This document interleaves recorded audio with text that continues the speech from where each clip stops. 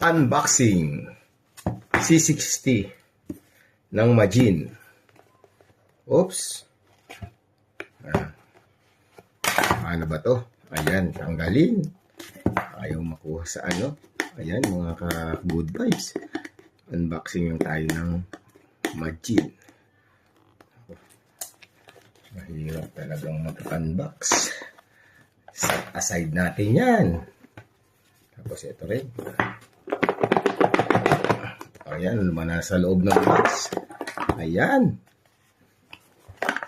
Siyempre, yung Cyclo. Ayan. Mabilis na mabilis. Oops. Ayan ang unboxing. Kitang-kita na. Tapos ano yung nasa loob pa ng mga box na to. Gawa na. Diba? Good material. Ayan. Siyempre, ay mayroon siyang manual. Palagi, ayan, manual, USB cable. Ayan, mga good vibes. Ito ay, ito yung mount pang lagay sa bisikleta. Ayan, ka-good vibes. Ayan, may mga nut. Bolt pala. Ayan. Manual cable. Yan, cable, USB cable, manual ng ano, ng Majin. Diba? Ayun, may 3 button siya. Yung button power button at saka sa baba. Ayan, nasa baba ay dito nyo matatagpuan yan. Ayan, mga good vibes. Basahin na lang nyo.